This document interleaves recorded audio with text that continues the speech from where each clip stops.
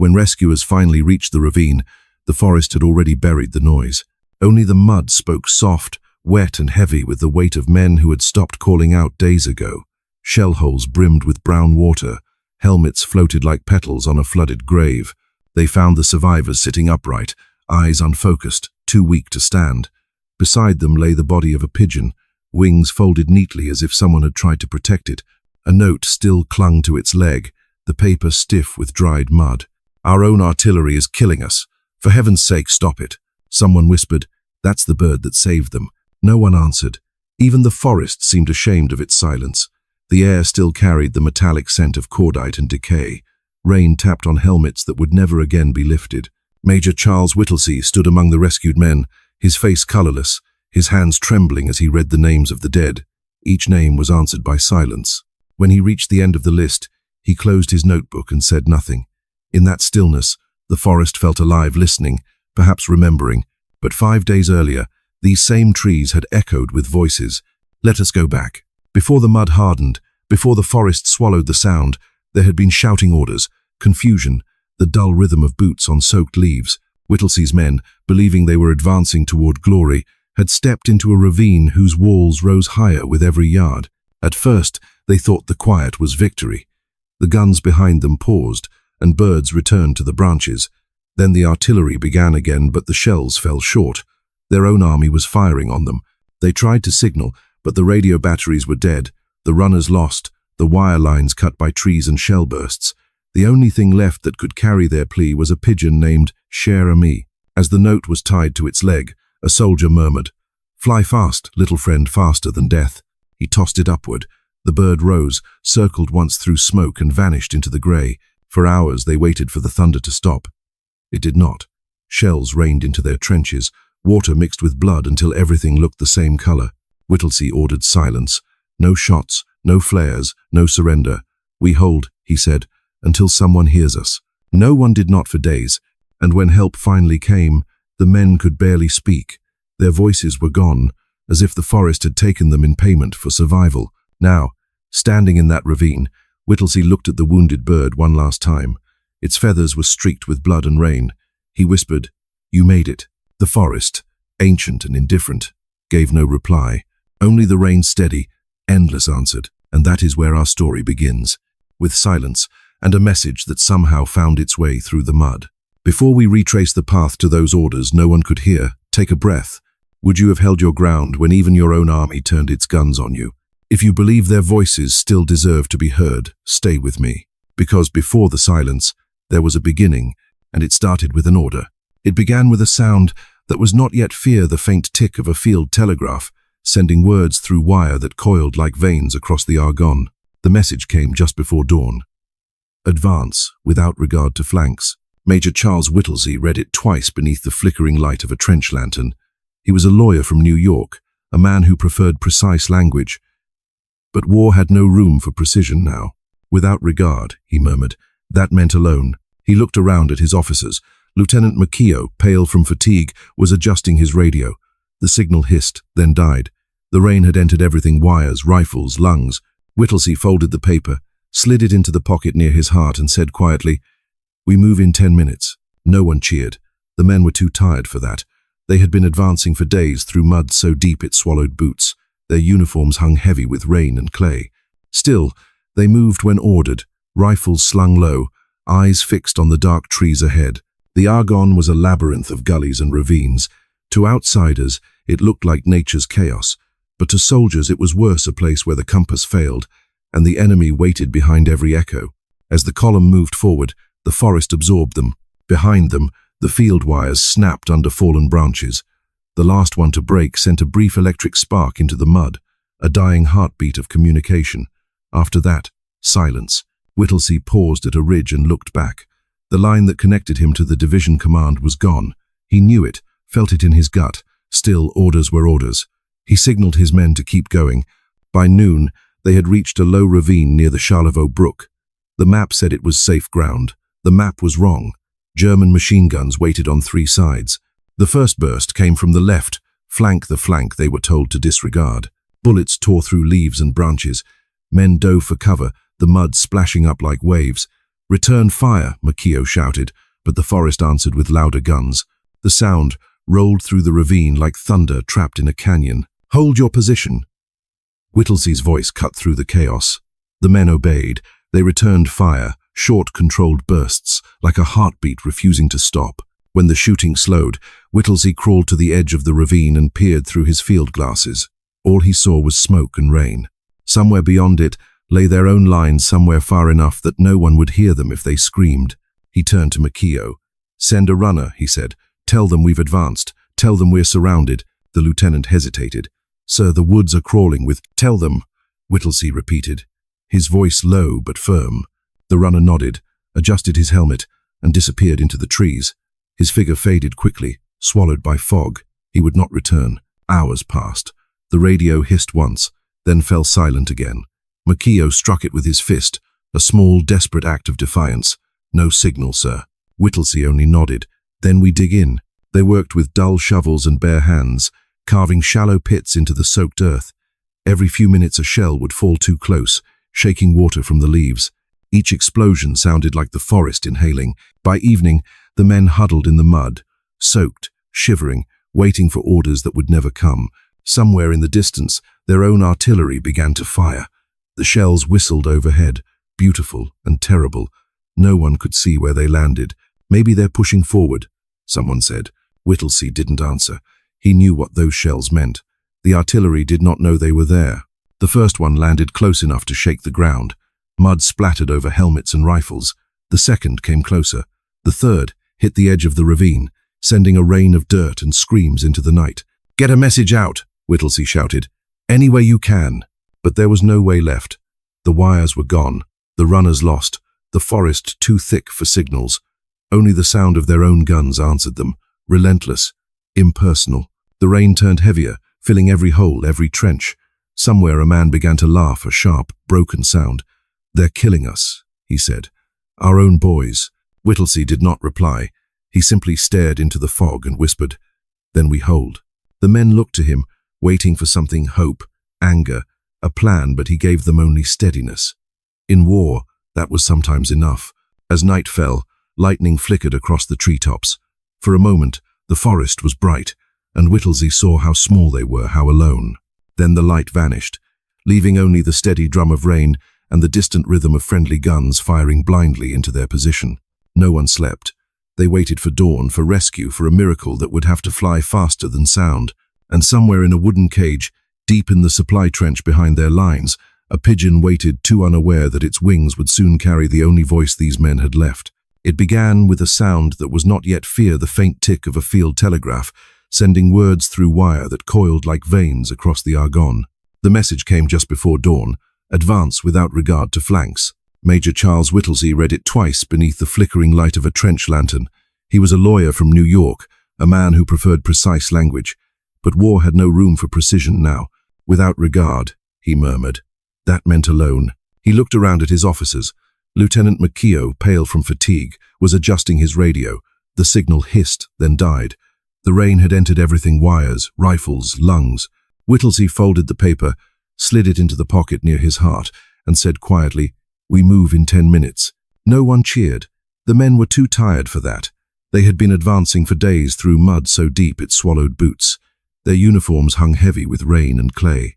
Still, they moved when ordered, rifles slung low, eyes fixed on the dark trees ahead. The Argonne was a labyrinth of gullies and ravines. To outsiders, it looked like nature's chaos, but to soldiers it was worse, a place where the compass failed and the enemy waited behind every echo. As the column moved forward, the forest absorbed them. Behind them, the field wires snapped under fallen branches. The last one to break sent a brief electric spark into the mud, a dying heartbeat of communication. After that, silence. Whittlesey paused at a ridge and looked back. The line that connected him to the division command was gone. He knew it, felt it in his gut. Still, orders were orders. He signaled his men to keep going. By noon, they had reached a low ravine near the Charlevoix Brook. The map said it was safe ground. The map was wrong. German machine guns waited on 3 sides. The first burst came from the left flank, the flank they were told to disregard. Bullets tore through leaves and branches. Men dove for cover, the mud splashing up like waves. "Return fire," Makio shouted. but the forest answered with louder guns. The sound rolled through the ravine like thunder trapped in a canyon. "Hold your position!" Whittlesey's voice cut through the chaos. The men obeyed. They returned fire, short controlled bursts, like a heartbeat, refusing to stop. When the shooting slowed, Whittlesey crawled to the edge of the ravine and peered through his field glasses. All he saw was smoke and rain. Somewhere beyond it lay their own lines, somewhere far enough that no one would hear them if they screamed. He turned to Macchio. "Send a runner," he said. "Tell them we've advanced. Tell them we're surrounded." The lieutenant hesitated. "Sir, the woods are crawling with—" "Tell them," Whittlesey repeated, his voice low but firm. The runner nodded, adjusted his helmet, and disappeared into the trees. His figure faded quickly, swallowed by fog. He would not return. Hours passed. The radio hissed once, then fell silent again. Macchio struck it with his fist, a small, desperate act of defiance. "No signal, sir." Whittlesey only nodded. "Then we dig in." They worked with dull shovels and bare hands, carving shallow pits into the soaked earth. Every few minutes a shell would fall too close, shaking water from the leaves. Each explosion sounded like the forest inhaling. By evening the men huddled in the mud, soaked, shivering, waiting for orders that would never come. Somewhere in the distance their own artillery began to fire. The shells whistled overhead, beautiful and terrible. No one could see where they landed. "Maybe they're pushing forward," someone said. Whittlesey didn't answer. He knew what those shells meant. The artillery did not know they were there. The first one landed close enough to shake the ground. Mud splattered over helmets and rifles. The second came closer. The third hit the edge of the ravine, sending a rain of dirt and screams into the night. "Get a message out," Whittlesey shouted. "Any way you can." But there was no way left. The wires were gone, the runners lost, the forest too thick for signals. Only the sound of their own guns answered them, relentless, impersonal. The rain turned heavier, filling every hole, every trench. Somewhere a man began to laugh, a sharp, broken sound. "They're killing us," he said. "Our own boys." Whittlesey did not reply. He simply stared into the fog and whispered, "Then we hold." The men looked to him, waiting for something: hope, anger, a plan, but he gave them only steadiness. In war, that was sometimes enough. As night fell, lightning flickered across the treetops. For a moment the forest was bright, and Whittlesey saw how small they were, how alone. Then the light vanished, leaving only the steady drum of rain and the distant rhythm of friendly guns firing blindly into their position. No one slept. They waited for dawn, for rescue, for a miracle that would have to fly faster than sound. And somewhere in a wooden cage, deep in the supply trench behind their lines, a pigeon waited, too unaware that its wings would soon carry the only voice these men had left. The forest narrowed into a throat of mud and broken timber. Every step forward felt like walking deeper into something alive, something that wanted to close behind them. By morning, the men of the 77th Division had vanished into the folds of the Argonne. The ravine was no more than a scar on the land, a steep, twisting hollow where fog clung like breath. Water ran in small rivulets down the slopes, carrying spent cartridges and fragments of torn fabric. When the first squad reached the bottom, they realized too late that there was no way out except the path they had come. Whittlesey studied the map spread across his knee. The lines were smudged with rain, but he could still make out the road number, 276.4. According to command, friendly units held the flanks. According to his ears, only the enemy did. "Dig in along this line," he said calmly. "We hold until we can re-establish contact." The men obeyed. They dug shallow pits that filled instantly with water. Rifles were stacked nearby, barrels wrapped in rags to keep out the mud. Every sound carried every whisper, every cough, and the enemy was listening. Private Walter Johnson crouched near the stream, filling his canteen. The water was brown, but no one cared. He looked up at the trees. They leaned over the ravine like spectators at a play, their branches stripped bare by months of shell fire. A burst of machine gun fire cut through the quiet, stitching the air just above their heads. Bark exploded from the trees. Johnson fell flat in the mud, heart hammering. "Sniper fire!" someone shouted, but the shots were coming from several directions at once. Whittlesey crawled to the front line, peering through the fog. Shadows moved on the slopes, grey coats, low helmets. "Germans, hold your fire," he said. "Wait until you see them." The first attack came quickly and ended just as fast. The Americans fired down into the fog. The Germans fell back, and the ravine grew quiet again. The silence was worse than the shooting. It made the men feel forgotten. Lieutenant Macchio tried to raise headquarters on the field radio, his voice hoarse from shouting over the static. "Hello? "This is the 308 Battalion, Sector Charlevoix. Do you read?" Nothing but a hiss answered him, the rain tapping softly against the transmitter like mocking fingers. Whittlesey watched the tree line for movement. He could sense the enemy tightening around them, like a noose. Every ridge and gully above them was now hostile ground. They were a pocket of life inside a dead forest. By afternoon, ammunition began to run low. Rations were almost gone. The men took to chewing coffee grounds and damp biscuits.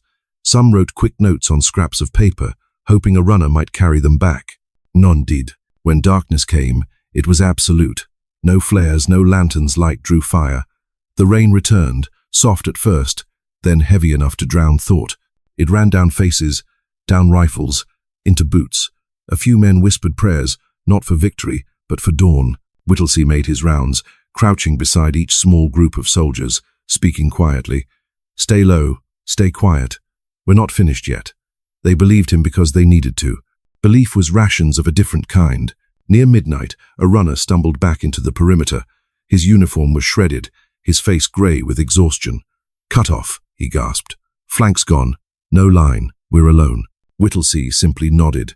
He had known it for hours, but hearing it said aloud made the truth heavier. He looked at the soaked earth beneath him, the same mud that had swallowed men since the Somme, the same mud that refused to give them back, and said, almost to himself, "Then this is where we make our stand." The men huddled deeper into the wet ground.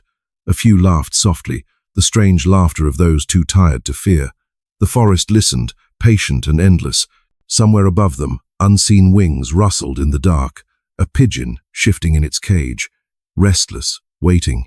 Morning would come again, but it would not bring light. At first light, the fog had not lifted.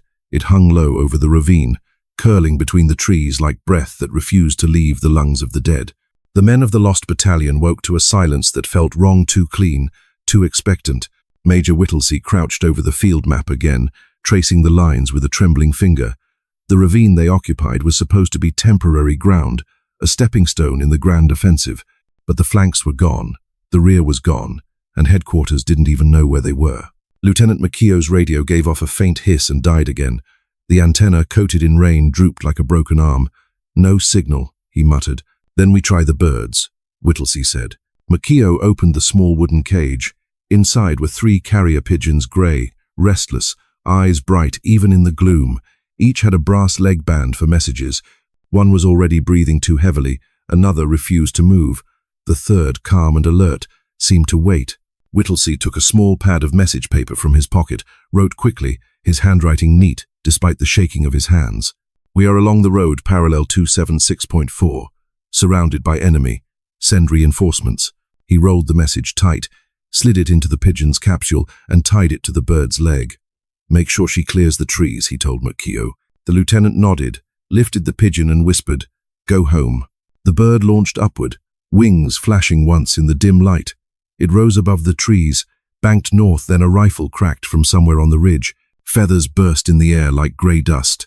The bird tumbled, spinning, and vanished into the fog. The men watched silently. No one spoke. Even the rain seemed to hesitate. "Try another," Whittlesey said quietly. They waited an hour, hoping perhaps that the first bird had survived, that the sound they heard was something else, but no answer came. The artillery behind them remained silent, no signal of recognition, no supporting barrage to drive the Germans back. Only the occasional distant thunder that might have been friendly guns, or might not. At noon, they heard movement above them, boots on the ridge, voices in German. The enemy was closing in. Whittlesey ordered his men to hold their fire until he gave the signal. He didn't want to reveal their position too soon, but the forest betrayed them. A single shot rang out, and the ravine exploded with return fire. The air filled with the whine of bullets and the smell of wet cordite. Bark splintered from trees, mud leapt from the ground in violent bursts. Private Johnson ducked beside a fallen log, clutching his rifle. He could hear someone screaming for a medic. "We need to tell them," he shouted. "They don't know where we are." Whittlesey crawled beside him, mud streaked across his face. "They will," he said, though he didn't know how. The fighting lasted an hour, maybe 2. It was impossible to measure time in the forest. When it was over, the ravine stank of smoke and blood. The men slumped against the wet earth, their faces hollow. McKeough approached, holding the empty cage. "2 left," he said. His voice was thin, like paper tearing. Whittlesey nodded. "Keep them dry." He looked upward. through the break in the trees where the first pigeon had disappeared. Somewhere beyond the fog, the sky was blue and calm. The bird should have been flying there, but it wasn't. He felt the weight of silence pressing on them again, thicker now, more final. "We'll try again when it clears," he said, though no one asked when that would be. The forest answered with distant thunder, but this time the thunder came from behind their own artillery. The first shell landed beyond the ridge, shaking the ground. The second landed closer. The third came straight into the ravine. The explosion ripped through their lines, throwing men into the air. Mud and smoke filled the lungs. "Friendly fire," someone screamed. "It's ours, it's ours." Whittlesey wiped the mud from his eyes, looked up at the canopy, trembling under the impact. The shells were falling directly on them. His men scattered, some diving into the water-filled trenches, others frozen in disbelief. He stumbled toward Makio. "They think we're gone," he shouted. "They're clearing the sector. Sir, the pigeons, get one ready." Makio stared at the cages, 2 birds left, one trembling, one calm. He hesitated, then nodded. "Yes, sir." Another shell landed, trees shattered, raining branches and dirt. The world turned red and grey. When the sound faded, only the rain remained. The forest exhaled slowly, as though it too had been holding its breath. Whittlesey looked up through the rising steam and whispered, almost to himself, "They're killing us." And then, louder, to the men who could still hear, "Hold your ground. No firing, no signals, we wait." He did not say what everyone knew, that the forest had swallowed their voices, and now even their own army could not hear them. The first shell came down like thunder with no warning. The second tore through the canopy, scattering branches and smoke. By the third, the men no longer ducked, they simply flinched, waiting to see if the next one would bear their name. The shells were American. Everyone knew it. The sound was familiar, the rhythm of their own batteries. But in this ravine, it was no longer protection, it was betrayal. "Friendly fire," Makio murmured, half to himself, half in disbelief. "They think we're dead." Major Whittlesey stood in the open, mud clinging to his boots, watching the slope collapse under the pounding of shells. Every explosion echoed like a judge's gavel, final and absolute. He did not shout. He simply turned to his men and said calmly, "Stay down. Don't give our position away." A medic sprinted past him, dragging a wounded soldier by the shoulders. The man's uniform was soaked crimson, his helmet gone. "He's breathing," the medic gasped. "For now." Whittlesey nodded, knelt beside the man, and helped lift him into the trench. The man opened his eyes just long enough to whisper, "Ours." Whittlesey answered quietly, "Yes, ours." The rain returned, heavy and merciless, turning the ground into liquid earth. Each step sent ripples across puddles filled with oil and blood. The smell of cordite mixed with rotting leaves until the air itself became a weapon. In the shallow ditch, Private Johnson pressed his face into the mud, whispering, "God, make them stop." Another shell landed nearby, spraying mud over him. "They don't know we're here," someone shouted. "They will," Whittlesey said. "We'll make sure of it." He crawled toward Makio, who was already pulling out a message slip. His hands shook as he wrote, "We are along the road parallel 276.4. Our artillery is dropping a barrage directly on us. For heaven's sake, stop it." Whittlesey nodded. "The next pigeon carries that message." Makio opened the second cage. The bird inside, smaller, more nervous, flapped wildly against the rain. "It won't make it," he said. "It has to," Whittlesey replied. He tied the message carefully to the pigeon's leg, his fingers stained with mud. Around them, the air roared. Trees snapped like bones.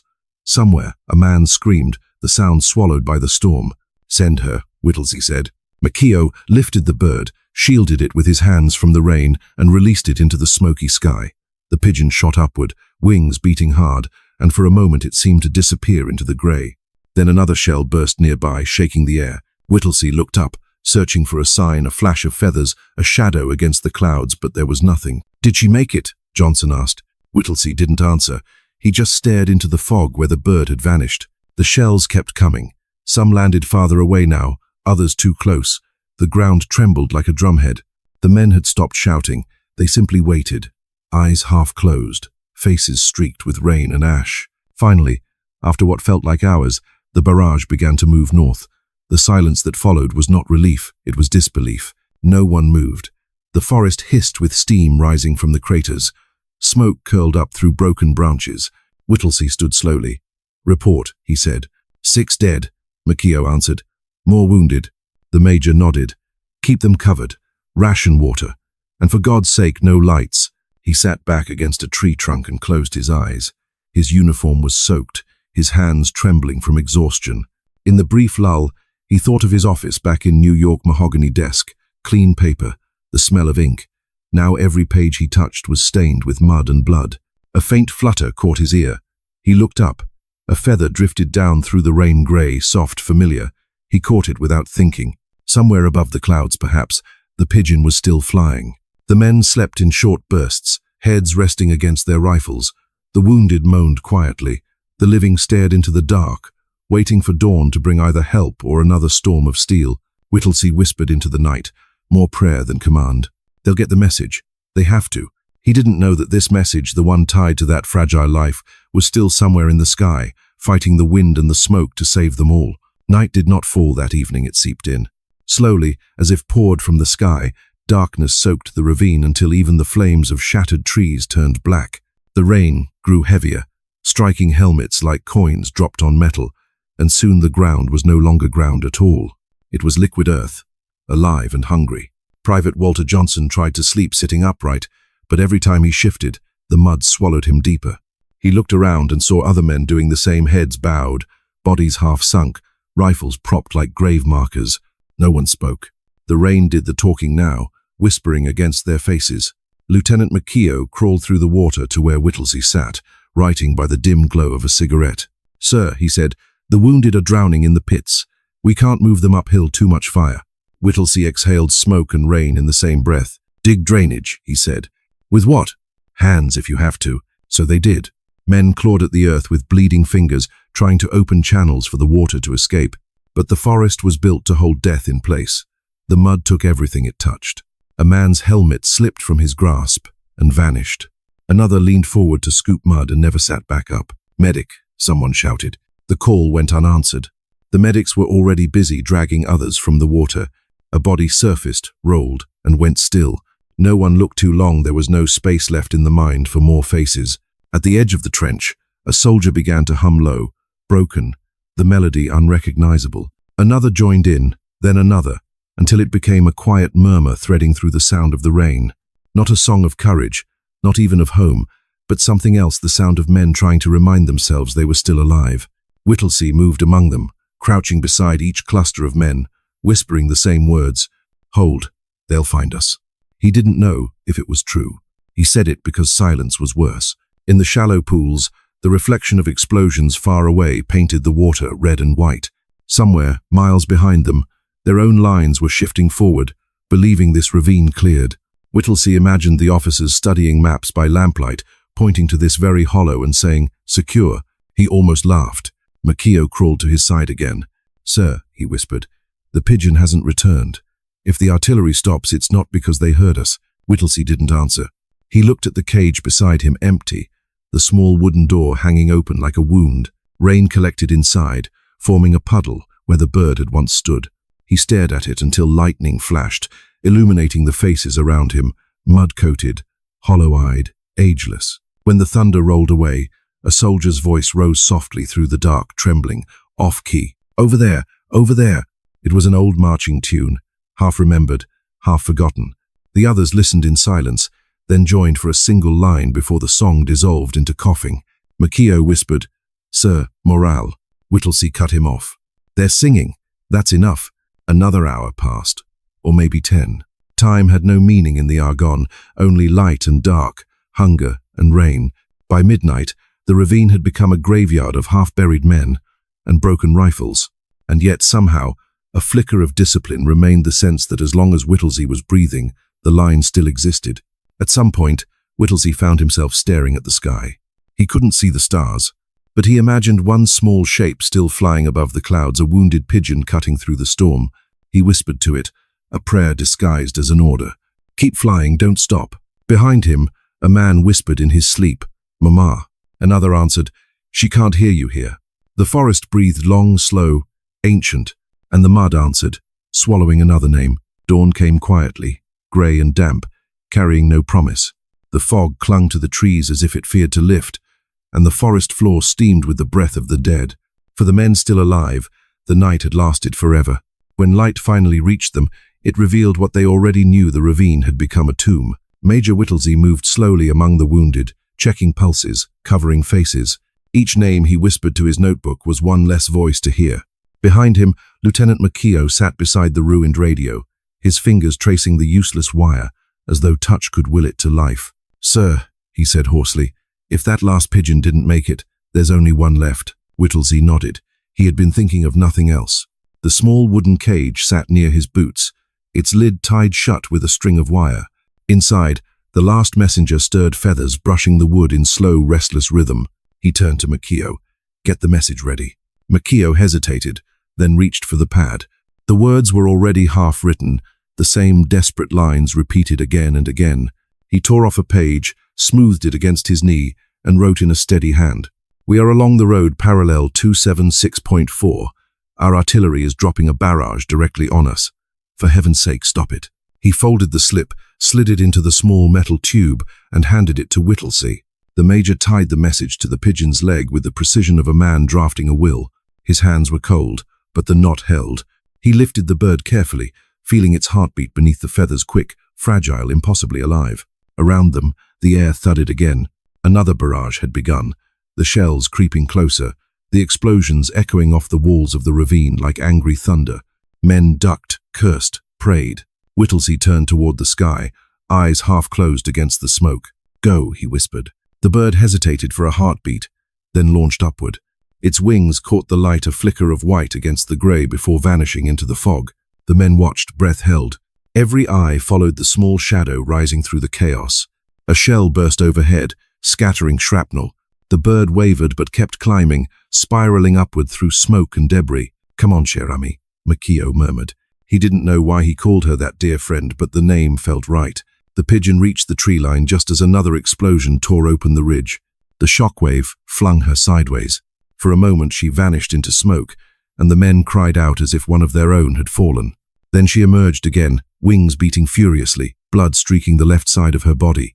One leg hung limp, one eye gone. Still, she flew. Higher. Over the forest. Over the rain.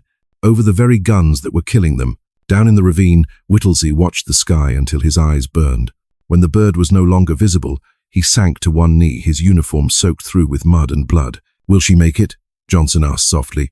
Whittlesey didn't look up. "She has to." Above them, the sky trembled with the sound of artillery, the same sound Cher Ami was flying through. Each shell burst was a mountain of air she had to climb. Every second in the sky was a miracle defying gravity, distance, and death. Somewhere beyond the lines, a signalman at an American post would soon look up to see a wounded bird fall from the clouds, one leg gone, the other clutching a capsule. But the men in the ravine did not know that yet. They only knew that for the first time in days, they had sent a voice into the world. Whittlesey stood and looked around at his men, filthy, bleeding, half-mad with exhaustion. He said quietly, "That bird carries every one of you." No one replied. They simply watched the fog, waiting for something, a silence, a sign, a change in the rhythm of the guns. And when at last the bombardment began to drift north, Whittlesey allowed himself to breathe, just once. Then he whispered, "Hold fast." The forest exhaled with him, and somewhere beyond the storm, a small shape flew on, carrying a piece of hope through the smoke of war. The rain had finally stopped, but the fog still clung to the French hills like breath on glass. At an American signal post near Clermont, miles behind the front, a young telegraph operator named Private Richard Hensley was finishing his shift when he saw something fall from the grey sky. At first, he thought it was debris, a scrap of paper, a torn leaf. Then it moved. The shape twisted once, fluttered weakly, and struck the ground near the observation trench. "Sir," Hensley called out to the officer nearby. "Something just dropped in from the line." They hurried over. In the mud lay a pigeon, its feathers slick with blood and rain. One leg was missing. The other, trembling faintly, still carried a small metal capsule. "God Almighty," the officer whispered. "It's from the front." Hensley knelt and pried open the capsule with his knife. Inside, the paper was soaked and half torn, but the writing was clear enough to read. "We are along the road parallel 276.4. Our artillery is dropping a barrage directly on us. For heaven's sake, stop it." The officer's face drained of color. "Get this to headquarters now." Within minutes, the message was racing across cables toward the artillery command. Orders snapped through the lines like lightning. "Cease fire on coordinates 276.4 immediately." The guns went silent one by one, their thunder fading into an uneasy quiet. For the first time in 3 days, the Argonne stopped shaking. At the signal post, the officer looked back at the bird still lying in the mud. "She did it," Hensley murmured. He lifted the pigeon gently, wrapping her in his scarf. Her chest rose and fell once, twice. "She's still alive," he said softly. "Get her to the medics," the officer replied. Behind them, a courier arrived breathless from Division Command. "Word just came," he said. "They've located Whittlesey's men, pinned down but alive." The officer exhaled a long, shaky breath. "Tell them the fire's been lifted, and tell the men at the guns what they nearly did." He looked east toward the forest, where smoke still rose in thin grey spirals. "Those poor bastards," he muttered. "We almost buried them ourselves." Far beyond the ridges, inside the ravine, Whittlesey and his men could feel the change without hearing it. The bombardment had stopped. The forest no longer shuddered. The silence was so sudden it frightened them. Private Johnson was the first to notice. "Sir, the shells stopped." Whittlesey looked up, disbelieving. He waited a moment longer, then another. Still nothing. No explosions, no tremors, only wind and the distant hiss of rain on leaves. "Maybe they ran out of ammunition," someone said. Makio shook his head. "No, someone heard us." Whittlesey didn't speak. He turned slowly toward the empty sky, where the fog was thinning, and said softly, "Then she made it." A few men crossed themselves. Others simply stared upward, lips moving without sound. Hope was a fragile thing, but in that moment it felt real, a thread connecting them to the world beyond the mud. Makio sat down beside Whittlesey and whispered, "Sir, what do we do now?" The major looked at his men, mud-caked, hollow-eyed, clinging to rifles like anchors. "We hold," he said. "If they know we're alive, they'll come for us." He paused, then added quietly, "We just have to survive until they do." The forest, stunned by silence, seemed to listen with them. Only the dripping of water broke the stillness, each drop like the ticking of a clock, counting their borrowed time. Miles away, in a small field hospital, a medic laid the wounded pigeon on a folded towel and cleaned the mud from her feathers. He bound her shattered leg, whispered something kind, and pinned a tag to her cage. "Cher Ami, Clermont, October 5th, 1918. She closed her remaining eye, and for the first time since the war began, someone smiled at the sound of wings. The quiet was worse than the shelling. When the guns stopped, the men realized how loud their hearts were. The ravine no longer shook, instead it listened. Every sound, the shifting of boots, the rasp of breath seemed enormous. By the fourth night, the rain had thinned to a mist. The air smelled of gunpowder and decay. The survivors, fewer now, huddled beneath torn ponchos and scraps of canvas, trying to stay warm. Their food was gone. Their water was the rain itself. They caught it in their helmets, drank it straight from leaves, ignoring the taste of iron and rot. Whittlesey sat against the slope, his back to a fallen tree. He hadn't slept in days. Every time he closed his eyes, he saw the same thing: the pigeon's flight, the wounded men, the sky split by fire. He told himself that if he didn't sleep, he wouldn't dream. Dreams were dangerous. They made you believe the world outside still existed. Lieutenant Makio sat beside him, scribbling in a small notebook. "What are you writing?" Whittlesey asked. "Names," Makio said. "So they're not lost twice." Whittlesey nodded. "Keep them legible," he murmured. "If we make it out, someone should know." From deeper in the ravine came a cry, short, sharp, then gone. A medic crawled over. "Sniper," he whispered. "They're picking off anyone who stands." Whittlesey scanned the ridge through his field glasses. The fog made everything ghostly. He could see movement shapes slipping between trees. "They're probing," he said, "seeing if we're finished." "Are we?" Makio asked. Whittlesey didn't answer. He only said, "Double the watch." Hours passed in fragments. A few men slept sitting up, their heads nodding forward like broken marionettes. Others whispered prayers not for rescue but for a clean death. Then, sometime before dawn, a light appeared on the ridge, a faint flicker, like a lantern.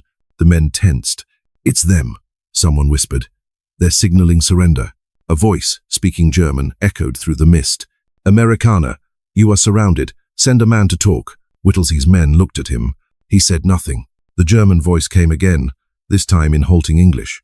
"Stop fighting. We give you safe passage." A few soldiers stirred, their faces pale. "Sir, maybe we should—" Whittlesey cut him off. "We don't surrender." He stood, water dripping from his helmet brim, and called out toward the ridge. "Tell your men to come and get us." Silence.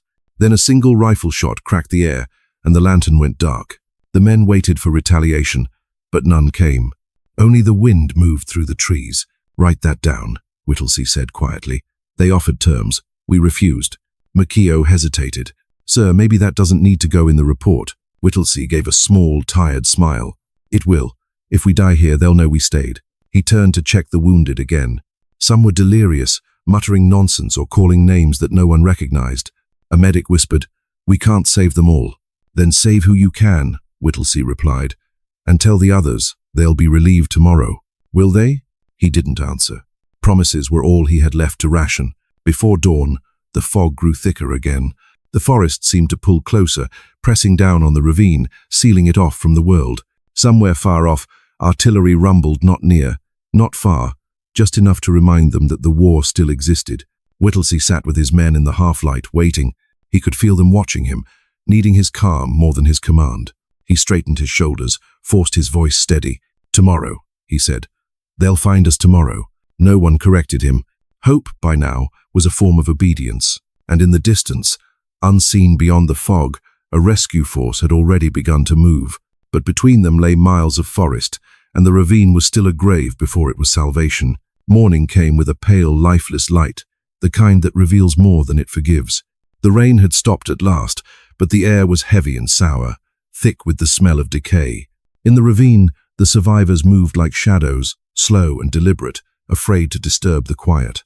Every sound seemed to echo: the click of a rifle bolt, the cough of a wounded man, the scrape of tin against mud. Whittlesey walked the line, checking what was left of his command. Of the hundreds who had entered the forest, fewer than 200 could still hold a weapon. The rest lay still beneath tarps or whispered in fevered dreams. He paused beside a group of men sharing the last of their rations, a single can of cold beans. They passed it from hand to hand, eating silently, eyes fixed on the ground. "Any word from the lines?" one of them asked. Whittlesey shook his head. "Not yet. But they know we're alive." Lieutenant Makio approached, holding a damp notebook. "Sir, the men are asking what happens if they don't come." Whittlesey looked at him for a long time, then said, "They'll come." It was the only answer that mattered. Then a shout came from the eastern slope. "Movement!" Every rifle turned. A lone figure stumbled down the incline, waving a strip of white cloth. The men froze. "Don't shoot," Whittlesey ordered. The figure fell to his knees halfway down the hill. When they reached him, they found it was one of their own runners, Corporal Levine, his uniform torn, face streaked with mud and blood. "Sir," he gasped, "I tried to reach the line 3 times. Couldn't get through. Germans everywhere." He coughed violently, spitting blood. "If anyone's going to make it, it won't be me." Whittlesey knelt beside him. "Rest, son. You've done enough." But Levine shook his head. "You need to send someone again." The major hesitated. Every path out of the ravine was covered by German fire. Anyone who went would not return.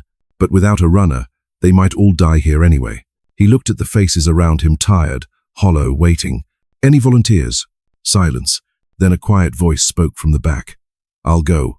Private Abraham Krotoshinsky stepped forward. He was small, wiry, a Polish immigrant who had joined the army less than a year before. He had survived gas attacks, trench raids, and now 5 days of hell. Whittlesey studied him for a moment, then nodded. "You understand what this means?" Krotoshinsky smiled faintly. "Yes, sir, but someone's got to tell them we're still here." Makio tried to protest. "Sir, it's suicide." Whittlesey shook his head. "It's duty." He handed Krotoshinsky a scrap of paper coordinates, casualty numbers, a brief report. "Get to our lines. Tell them to send everything they have." "Yes, sir." The men watched as Krotoshinsky stripped off his pack, tightened his belt, and crawled toward the slope. Rain began again, light and cold, masking his movement. He slipped into the brush and disappeared. For the next hour, the men listened for gunfire. It came distant bursts, shouts in German, then silence. Whittlesey stared at the ridge, waiting for any sign. "None came." "Do you think he made it?" Makio asked. Whittlesey didn't answer. He simply looked up at the grey sky and said softly, "If there's a God, he owes us this one." In the distance, faint and almost imagined, came the sound of a single rifle shot, and then, after a pause, something else. A new rhythm, heavier, deeper artillery, far to the north. Friendly guns, different coordinates.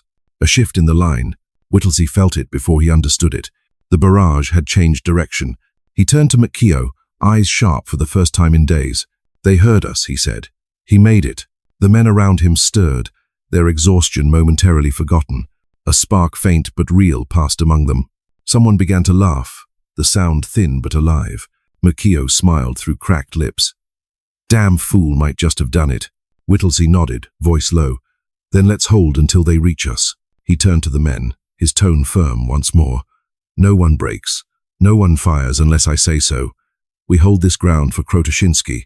The forest answered with wind. It sounded almost like applause. The morning of October 7th dawned pale and thin, like the first breath after drowning. For 5 days, the men in the ravine had lived between life and memory. Now faintly, from beyond the ridge, came a sound they had almost forgotten: American voices. At first, no one dared to believe it. Private Johnson was the first to raise his head. "Sir, you hear that?" Whittlesey froze, listening. Over the low hiss of wind came the sharp rhythm of gunfire, but different. Short bursts. Controlled. The pattern of a U.S. advance. "Stay down," he whispered. "Wait for the signal." From the western slope came the thunder of grenades, followed by shouts, English, unmistakable. Then, through the mist, dark silhouettes appeared. Soldiers in muddy helmets, rifles raised, moving low and fast. "Hold your fire!" Whittlesey shouted. The figures hesitated. Then one of them called out, "Is that the 77th? Relief came like a flood breaking a dam. "It's us!" Makio cried. "Don't shoot!" The rescuers scrambled down the slope, slipping in the mud. At the front was a tall captain from the 307th Infantry, face streaked with soot. He stopped at the edge of the ravine and looked down, stunned. "My God," he whispered. "We thought you were all dead." Whittlesey stood slowly. "Not yet," he said, voice hoarse but steady. The two men clasped hands, mud and blood mixing between their palms. Around them, the survivors began to rise, some staggering, some crawling. A few laughed. A few cried. Most simply stared, too numb to react. Medics poured into the ravine, unrolling bandages, passing out canteens. Water hit tongues cracked from 5 days of thirst. Men who hadn't spoken in hours began to whisper thanks, names, prayers. One soldier from the rescue team pulled a tarp from the ground, and froze beneath it lay 3 men, arms still linked, as if refusing to be separated. He lowered the tarp again, gently. Whittlesey moved among his men, touching shoulders, counting faces. Of the more than 500 who had entered the Argonne, barely 200 remained alive. Many could not walk, non vera unscarred. Makio approached with a canteen. "Drink, sir." Whittlesey shook his head. "Give it to the wounded." The captain from the rescue party looked at him with disbelief. "You're Major Whittlesey?" "Yes." "They're calling you heroes." Whittlesey stared at the forest around them, trees shredded by artillery, the air thick with smoke and the smell of the dead. "Heroes?" he said softly. "No, just survivors." Nearby, a medic called out, "We've found the pigeon cage." He held it up, splintered, half buried in mud. Inside, one feather still clung to the wood, a fragment of white against the ruin. Makio smiled faintly. "She made it, sir." Whittlesey nodded. "She did." He looked toward the sky, pale and clean for the first time in days. "Maybe that's enough." As the rescue teams carried the wounded out of the ravine, the men passed the ridge where Cher Ami had flown 5 days earlier. The forest was quiet now, no gunfire, no cries, only wind through the stripped branches. Johnson limped beside Whittlesey. "Sir, when they ask what it was like, what should we tell them?" Whittlesey paused. "Tell them we held." And then, almost to himself, he added, "Tell them the forest tried to forget us, but we refused." By afternoon, the Lost Battalion had been led back through the Argonne. Behind them, the ravine lay silent again, the mud closing over its dead. But the story carried first by a broken bird, then by one man on foot, would never sink completely. When the war finally ended, a month later, the world erupted in noise. In Paris, church bells rang for hours. In London, crowds filled Trafalgar Square, waving flags and kissing strangers. In New York, paper confetti drifted from skyscraper windows like snow. But in the hospitals of France, the silence remained. Major Charles Whittlesey sat on the edge of a narrow cot in a converted railway station outside Verdun. The walls smelled of iodine and rust. The nurses moved softly between the rows of bandaged men, their shoes wrapped in cloth to muffle sound. Outside, the bells of victory could faintly be heard, carried by the wind, a sound so distant it might have belonged to another planet. Whittlesey's hands trembled slightly as he buttoned his uniform. His chest was decorated now, the Distinguished Service Cross, the Croix de Guerre, a ribbon for gallantry. Each one felt heavier than the last. A doctor approached. "You're being sent home, Major. New York." Whittlesey nodded absently. "What about the men?" Those who can travel will follow in a few weeks.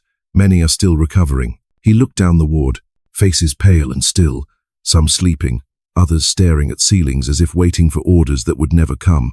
Private Johnson lay near the window, a bandage over his shoulder, a small American flag tucked beside his bed. "Morning, sir," Johnson whispered as Whittlesey approached. "How's the arm?" "Still attached," he said with a faint smile. "That's something." Whittlesey sat beside him. "They say we're going home." Johnson looked out the window. "Feels strange, don't it? The world celebrating while we're still trying to remember how to breathe." Whittlesey didn't answer. He stared at the sunlight filtering through the dirty glass, dust motes floating like ash. The sound of bells drifted again, faint, unreal. "I keep thinking," Johnson said softly, "about the mud. The way it swallowed everything. You dig a trench, and by morning it's gone, like the earth was trying to eat the war itself." Whittlesey nodded. "The mud doesn't forget," he murmured. That afternoon, a nurse entered carrying a small wooden box. "Major," she said, "this was sent from Claremont. They said you'd want to see it." He took the box carefully. Inside, wrapped in linen, was a preserved pigeon grey feathers still streaked with dried blood, one leg missing. A small tag was tied around her neck. "Cher Ami, hero of the 77th Division, the 5th of October 1918. Whittlesey ran his finger along the delicate feathers. "She made it," he said quietly. The nurse nodded. "They say she saved nearly 200 men." He closed the box gently. "She saved more than that," he whispered. That night, as the other patients slept, Whittlesey sat by the window, staring at the moon. The guns were silent now, but he could still hear them faint, distant, like echoes trapped behind glass. He reached for a cigarette, then stopped, realizing his hands were shaking again. He pressed them flat against his knees until the tremor passed. Outside, a nurse hummed softly as she changed dressings. Somewhere down the corridor, a man cried out in his sleep. Whittlesey looked at the folded flag on the table beside him, the medals glinting faintly in the lamplight. He whispered to the empty room, "They called us the Lost Battalion, but I think we were the ones who found something what it costs to be remembered." Then he closed his eyes, and for the first time since the forest, he slept without dreams. When the ship docked at Hoboken in the early winter of 1919, the air smelled of coal smoke and salt. Bands played on the pier. Crowds waved flags. Journalists shouted questions that blurred together into one sound, the roar of a nation trying to convince itself that what it had lost was worth it. Major Charles Whittlesey stepped off the gangplank last, his uniform perfectly pressed, his cap low, his eyes hidden behind round spectacles. Flashbulbs burst like tiny explosions. A reporter called out, "Major, what was it like in the Argonne?" Whittlesey paused, his hand tightening around his briefcase. "It was quiet," he said, and kept walking. A young woman handed him a bouquet of white roses. He thanked her, then left them on the pier as he entered the car waiting to take him into the city. Manhattan rose through the mist, ahead towers of steel and stone, clean and vertical, untouched by mud. But even here, in the noise of the city, the silence of the forest followed him. He was taken to a hotel on Broadway, where officials from the War Department and the press were waiting. Inside, the ballroom was filled with light and applause. Someone pinned another medal to his chest, another ribbon, another photograph. America's hero, they called him. He smiled, because that was what was expected. When the speeches ended, an old banker approached him. "My boy fought with you," the man said. "He didn't come home. I just want to shake the hand of the man who led him." Whittlesey shook it, and for a moment he couldn't breathe. Later that night he stood by the hotel window, watching snow fall over Times Square. He could hear the faint echo of a brass band below over there playing for the 1,000th time. He thought of Private Johnson, still recovering in a hospital bed, of Makio, who had gone back to his law practice, though he wrote every week, of the men whose names filled his pocket notebook, of the forest that had eaten their voices. A knock at the door broke his thought. It was a delivery boy carrying a small parcel wrapped in brown paper. "From Washington, sir," he said. Inside was a glass case, and within it a mounted pigeon. The tag read, "Cher Ami, the bird that saved the Lost Battalion." He placed it on the table, next to his medals. For a long time, he simply stared at it, the curve of its wings frozen in mid-flight. Outside, car horns and laughter filled the streets. Inside, the room was utterly still. The next morning, Whittlesey was invited to a parade. Thousands lined Fifth Avenue, cheering as he rode past in an open car. Flags waved, bands played. Confetti rained from the buildings like in the old newspaper photographs. He smiled and saluted. But when he looked into the crowd, He didn't see faces, he saw helmets glinting in the fog, mud dripping from rifles, men crouched in silence beneath broken trees. He blinked, and they were gone. Only strangers remained. That evening, in his hotel room, he wrote a letter to Lieutenant Makio. "They call us heroes, but I do not feel like one. Every medal feels heavier than the men we lost. The city applauds, but it does not listen. They celebrate what they can understand victory and forget what we cannot survival." He folded the letter, left it unsealed, and went downstairs to the lobby. The clerk greeted him warmly. "Good evening, Major. You must be proud." Whittlesey smiled politely. "Yes," he said, proud. Outside, the snow was still falling, soft and soundless. He watched it drift over the street lamps, the flakes glowing like distant flares. He thought of the Argonne again, of rain instead of snow, of feathers instead of paper. He whispered to the empty air, "Fly home, Cher Ami." And for a moment, in the hush between carriages and footsteps, it almost seemed as if wings answered. The years after the war passed like slow rain on stone, soft at first, then invisible, but never gone. By 1921, Major Charles Whittlesey had become a man of routine. He practiced law again in New York, gave polite speeches, and attended veterans' dinners where strangers toasted his name. Everywhere he went, people wanted him to talk about courage. But courage, he thought, was just another word for being too afraid to run. He kept his medals locked in a drawer. On his desk, he kept only one object, a small photograph of the ravine, taken by an army photographer after the battle. It showed nothing heroic, just mud, broken trees, and a few helmets half buried in the dirt. The caption beneath it read, "Site of the Lost Battalion." He would stare at it between cases, his eyes unfocused, as if trying to listen to the silence in the photograph. Friends noticed the change in him. He drank little, spoke less. When he did talk, his words were precise, careful, like someone diffusing a bomb made of memory. One evening, a journalist from the New York Times came to interview him for a retrospective piece titled "Voices of Valor." "Major," the reporter said, setting down his notebook, "when you think of the Lost Battalion, what do you remember most?" Whittlesey smiled faintly. "The waiting," he said. "The sound of rain. The way a man's breath fogs when he's afraid." The reporter waited for more. When none came, he asked, "Do you ever think about what it meant?"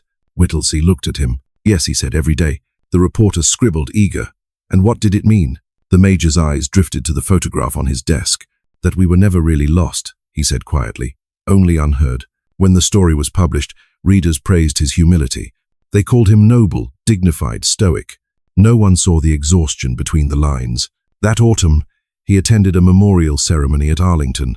The War Department had brought home the remains of an unidentified soldier, the unknown hero. Whittlesey was chosen as an honorary pallbearer. He stood beside the coffin, hand to his cap, as the band played taps. Each note fell like rain into his chest.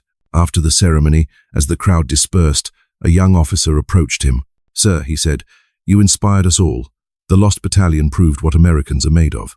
Whittlesey nodded politely, but when the officer turned away, he whispered to the grave, "They'll never know what it took to be found." That night, back in his hotel room, he opened his suitcase. Inside were his uniform, his medals, and the letter he'd once written to Makio but never mailed. He unfolded it and added a final line. "The forest is quiet again, but I still hear the wings." He folded it carefully, slid it into his coat pocket, and stared out the window at the Hudson River below, dark, patient, endless. The city lights trembled on its surface like signals fading into fog. For a long time he stood there, silent. Then he whispered, "We were never meant to come home." Outside, a single white feather blown from somewhere unseen landed against the glass. He smiled faintly, and for the first time since the Argonne, the silence did not frighten him. Years passed, as quietly as falling ash. The war that had once devoured the world faded into pages, parades, and history books. Children in schools learned of battles by names alone: Verdun, the Somme, the Argonne, never the smell, never the weight. They read about the Lost Battalion as a tale of courage and triumph. The textbooks did not mention the silence that followed. In the Smithsonian's Hall of American Valor, a small display stood in a corner case. Behind the glass was a grey pigeon, wings spread as if caught mid-flight. A simple plaque read, "Cher Ami, carried a message through fire, the 5th of October, 1918. Saved 194 men. For heaven's sake, stop it." Visitors rarely lingered long. Children pressed their noses to the glass. Parents moved them along toward the airplanes and the tanks. Only a few stopped to read the faded message beside the feathered body of the bird. Every year, A veteran with silver hair and a cane would visit the exhibit.